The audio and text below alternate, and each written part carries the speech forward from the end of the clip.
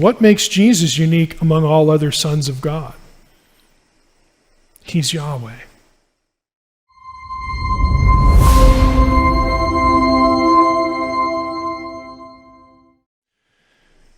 But the fundamental question is, Jesus is the Son of God, and that seems like a big deal in the New Testament. But we've got all these other sons of God in the Old Testament who are spiritual beings.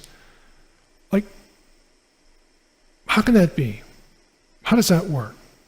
Well, if we go to John 3:16, again, this is a verse that I'm sure all of us know by heart. For God so loved the world that he gave his only Son. Let me turn on my pane view again. His only Son. Now, right here, we have the Greek word behind the one I clicked on is monogenes. Monogenes. Now, there was a time in biblical studies, and it's reflected in older translations like the King James. It'll say only begotten. There was a time in biblical studies where monogenes was thought to originate from two Greek terms. Monos, which means one or only, and then genao, which is a verb that means to beget. And that's where we got the translation only begotten. Now, in the late 19th, early to mid 20th centuries, there was more Greek material from the Koine stage of the Greek language, which is the language of the New Testament, Koine Greek, that established the fact that that's really not what's going on with monogenes. Instead of monogenes being formed from monos and genao, it's really formed from monos and the noun gene. Monos means one or only, gene means kind or type. A type of a thing, a kind of thing. What the term really means is one of a kind, unique.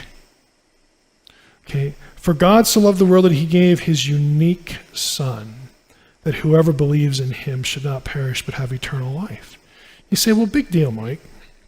Now, if we did a search, and I'm going to do a search here on the lemma monogenes, and just do a quick search of my Bible.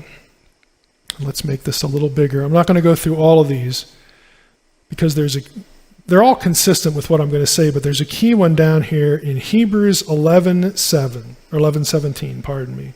By faith Abraham, when he was tested, offered up Isaac, who had received the promises. And he who had received the promises was in the act of offering up his only, there's the word, his monogenes son. Question. Was Isaac Abraham's only son? No. He'd already had a boy, Ishmael. In fact, Isaac wasn't even the firstborn, at least, of all Abraham's sons. He's the firstborn of Sarah. But why would Isaac be called monogenes? Why would Isaac be unique? It's because he was the son of Sarah by supernatural act of God, and he was the inheritor of the covenant. None of Abraham's other sons could say that. Okay, what's the point? The point is that the term means unique, and we can see that in this parallel. This is why Isaac is specifically isolated, and it doesn't mean the only one that exists. Okay, like the people who want to say that Psalm 82 is just, Elohim or people, okay? None of the other gods exist. No, Jesus is called the monogenes for a very specific reason. What makes Jesus unique among all other sons of God? He's Yahweh.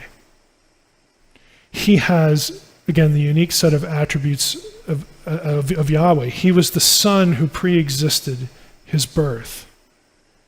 Okay, that one is the one that God sent, again, to be an offering for sin. None of the other ones, that one. So you can have multiple sons of God who are supernatural beings.